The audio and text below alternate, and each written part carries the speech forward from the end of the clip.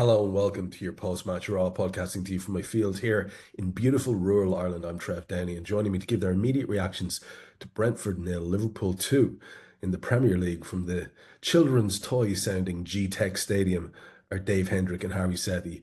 What a wonderful way to end a game, Dave. Absolutely fantastic, Trev. We've just witnessed a very comfortable 2-0 win for the Reds, haven't we? Yes. In fact, it was. It was. That's the thing. Like, if you could take the two goals and put them anywhere in the game, and nobody could argue that we wouldn't have deserved them.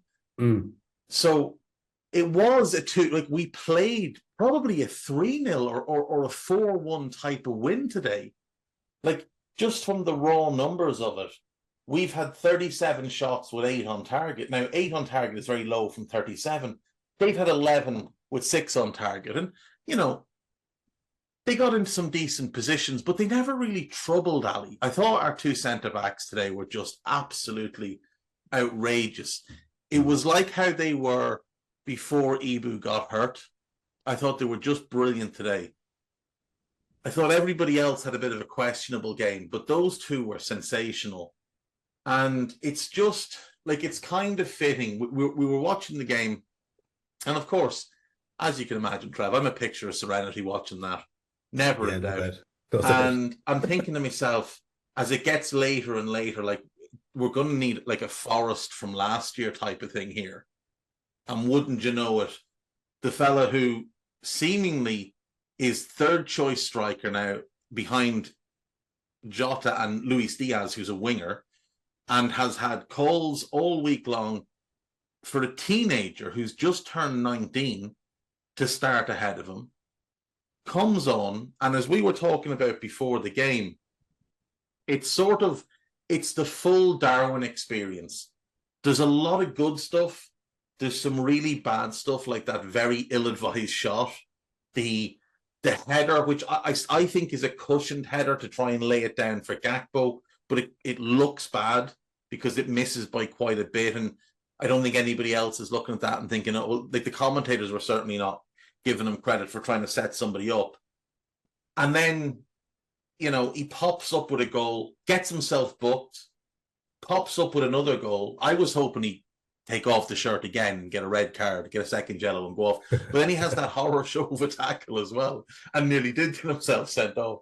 So it's the full Darwin experience. But, like, there is a part of me that there's a creeping part of me that just thinks, what if he just hit a run of form like he had at Benfica just till the end of the season, even just for the next 10 games? What if he just finally clicked?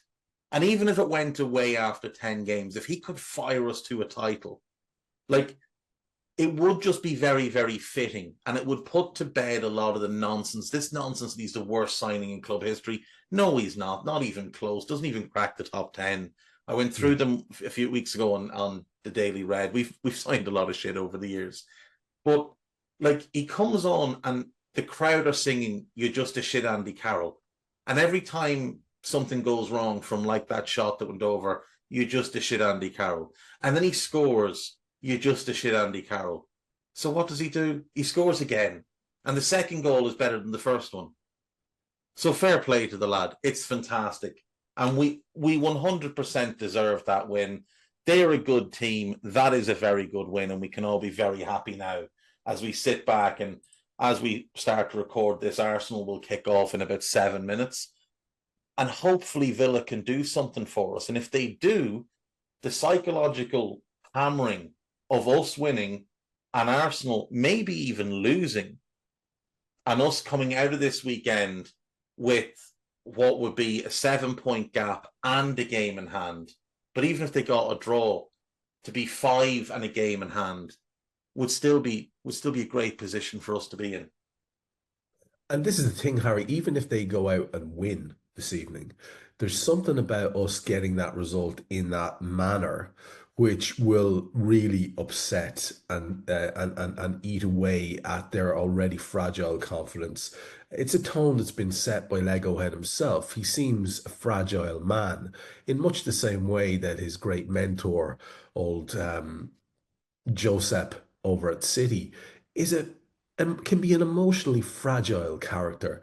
And I just think the way that we've won that towards the end with a guy who is, as Dave outlined there, so out of favor, so looked down upon, being linked with moves to Saudi, being written off by the vast majority of the fan base, sadly written off by other portions of the fan base like ourselves who are saying, Christ, it might be the end for this kid.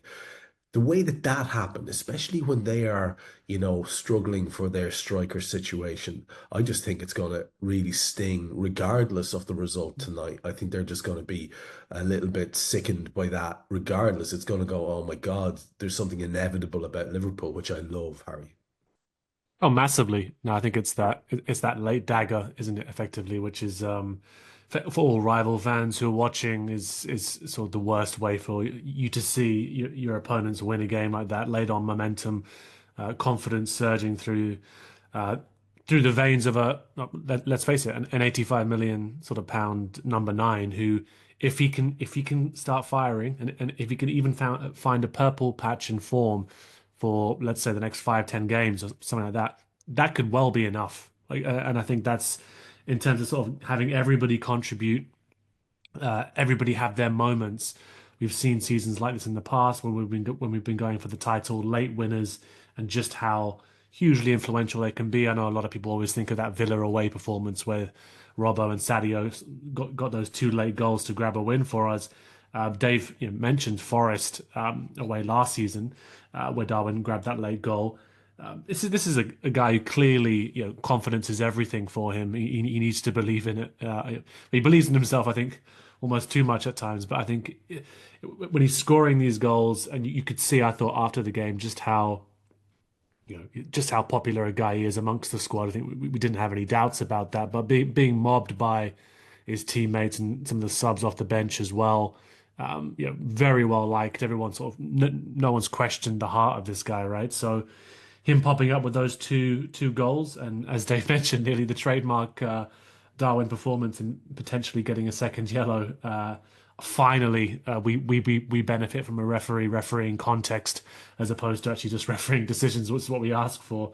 Pretty glad he didn't do it in that occasion for the late challenge. But no, I thought it was a hugely impressive performance. I thought I was a bit frustrated in the first half by just how I thought we didn't look fluid in attack and things were breaking down in kind of a frustrating way. But you couldn't question the dominance in second half as well. I thought it really ratcheted it up. And the thing I thought you did see, both teams have played midweek. There have been rotation for both sides in places.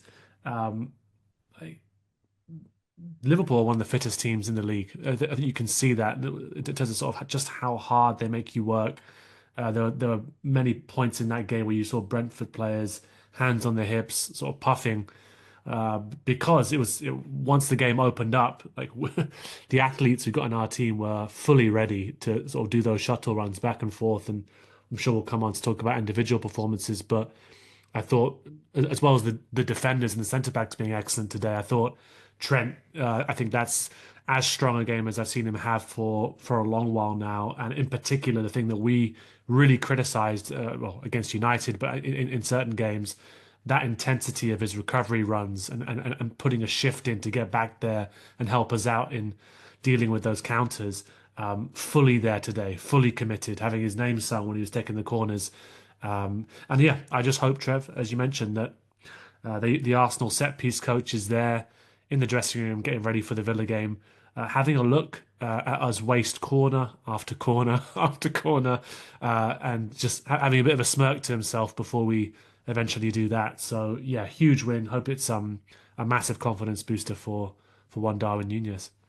Yeah, hopefully, like you're right there. There's a couple of narratives, which emerging narratives, which have possibly been busted there tonight by that performance. And one of the stories behind the story is for all the talk about Nunes and what he could possibly be worth to us, were he to accept a move to Saudi, as unlikely as that always seemed to me, because I'm sure he considers himself to be a player that's worthwhile. I don't know, maybe money is the bottom line for every human, but there is the situation with his own missus and the fact that she's pregnant, and why would you want to be upending your family at this stage of your life and your life as a growing family. That I think is something that, the purple patch that you mentioned, I really hope that can happen for him now. And you saw his face at the final whistle. He's looking up to the sky there. That is the definition of what relief looks like. He is relieved, he is thankful. It's a massive moment for the kid. And we've been waiting for this sort of, I don't know, epiphany to strike Darwin, and maybe this is it.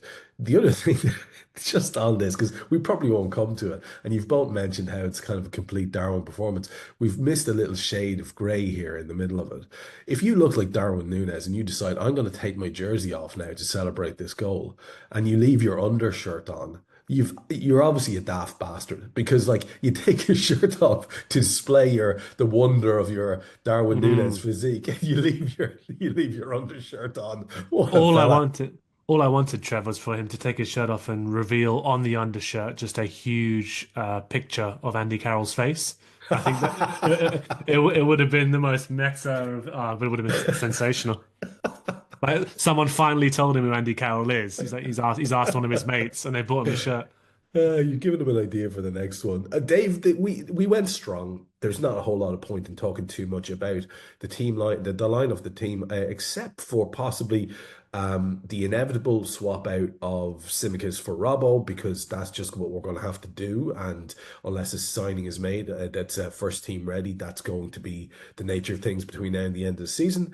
And the only other one was the fact that it was Nunez sitting on the bench and Diaz preferred, as you mentioned earlier on in the nine. But there's not a whole lot to say here. We probably went with our most constantly high performing 11 there. The bench does look quite solid with Chiesa and Jones and Elliott and Endo, Kwanzaa, Bradley and Robertson alongside Kelleher. It's a good bench. So we have options. But Brentford are a very interesting side indeed. It looked today like Flecken was going to have one of those games that we saw the lad for Forest have during the week. But whereas Carl pointed out on Raw on Tuesday night, he's been doing that week in, week out. I wasn't quite sure whether Flecken was or not, and he did make a few good saves. As you said earlier on, an awful lot of our efforts weren't on target, although that doesn't count the likes of Dom rattling the crossbar. It always strikes me as cruel that they don't count as on target, because I mean, does it get any closer? But I suppose when you look at what we were up against there this evening, I really like this guy. Uh, I think their manager's really got a lot going on. Yeah.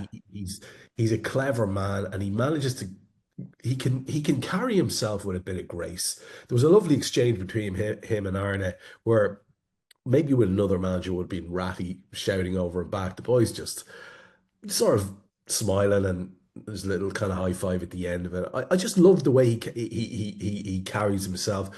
Always sounds very intelligent, and he has a team here that's full of really, really good footballers. They have a really excellent system. One thing that people, this is a bit rambling, but stick with me. One thing that people have mentioned was that, not many people did to Brentford what we did to them today in terms of taking them apart. Not many people went at them with the ferocity we went at them. Mm. Maybe nobody actually, in terms of like the constant attacking barrage that they faced tonight.